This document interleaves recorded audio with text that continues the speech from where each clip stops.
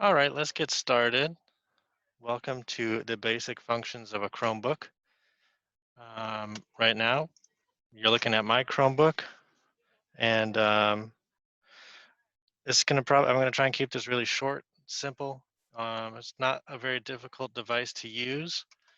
Uh, if you have your Chromebook, you can right-click by pushing in with two fingers, and that should bring up the right click. And this right here is your shelf down here. You can change your shelf position to the left, bottom, or right. You can auto hide the shelf. That means when you are not using it, it'll just disappear down. And you can also change your wallpaper to something else if you'd like, or you can download it offline. Uh, so those are kind of just some simple basic things right there. If you click down here on the bottom left, you see this. It's kind of like your start menu if you're using a PC, or your Finder if you're using the Mac, the little smiley face guy if you're using a Mac. And this is kind of where all of your apps are. You can scroll down, you can see all the apps you have or shortcuts that you might have made online. Um, see some people still coming in.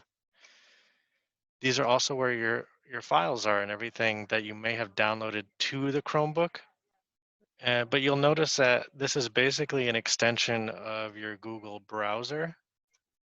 And that's kind of what the great thing about a Chromebook is that everything you do on Google is pretty much just down here already. You're just ready to go.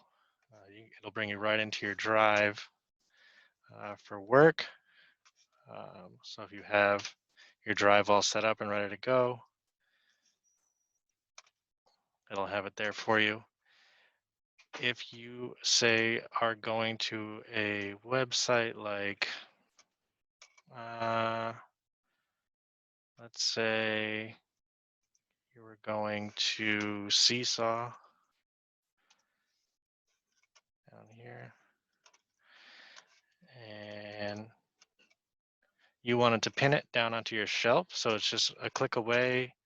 Even if you have a kid that you're setting it up for and you wanted to set it up down here, you could go up into Seesaw right here and click these three little buttons over on the side.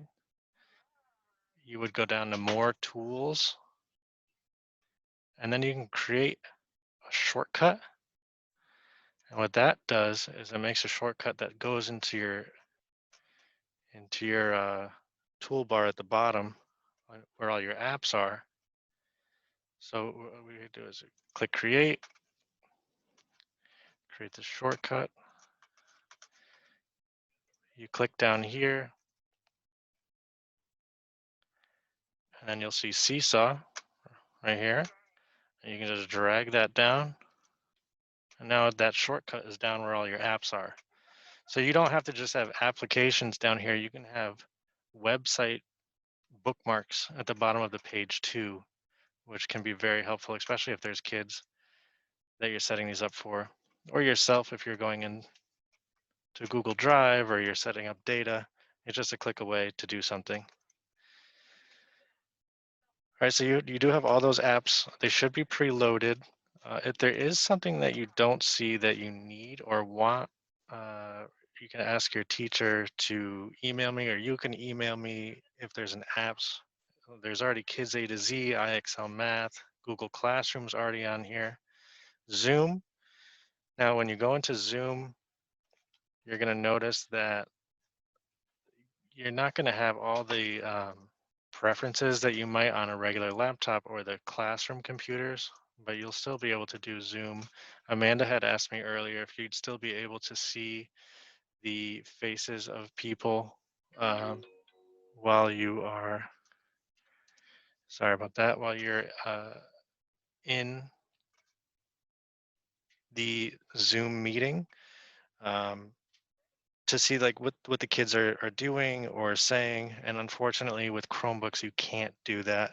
It's just not an option they give you. And hopefully one day they do create that option, but right now they don't. We looked at, so you can also download things to the Chromebook, but I don't recommend downloading things unless you really have to. I would recommend working off of docs instead of saving things into files, because if it's in docs, then it's always saved on Google. And if you didn't hear already, Google just became, we just got a license with Google, so everything now is HIPAA and FERPA compliant within Google, which is exciting for us because we do a lot of things with Google. If you're connecting at home, your Wi-Fi, your login, everything that you have is down here. You can see that, your icon, power down, your settings. If you want a night light, you can use a night light. If you're working at night, volume, notifications. This just makes it a little bit smaller.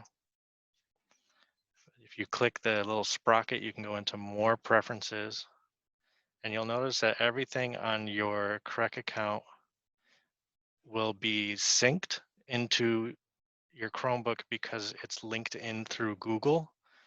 So that makes things a lot easier. You don't have to think about transferring things over. It's all right there at your fingertips, ready to go. But you can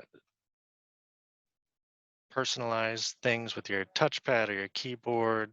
You can change how the power is if you don't want it to go to sleep. The personalization, you can change the wallpaper like we looked at earlier. Uh, your search engine, I prefer Google. If you want to keep your privacy, you can go DuckDuckGo, but Google's the way to go. If you ask me, this is where all your apps are. If you manage, these are all the apps that you have. It shouldn't, it, they're pretty much all monitored by Correct, so anything that you want will need to go through them to do. Your privacy and security, everything's set up also for you, so it just is ready to go. See if there's any other tips. If you want to sign out, same way, sign out and sign in. I'm not going to sign out because it would kick me off of my screen share. But you can also do everything that you'll need to work with the kids at home, whether it's Google Classroom or Seesaw through the Chromebook. You can also do Google Meet as well. And if you are using Google Chat, you can use that as well too. If you're doing that to connect with your classroom. So for the people that weren't here when we started, your shelf is down at the bottom. You can set the shelf position. You can set your new wallpaper or auto hide the shelf. And if you wanted to uninstall or unpin an app that you put down there, you just click it and it goes away if you want to clean up your shelf.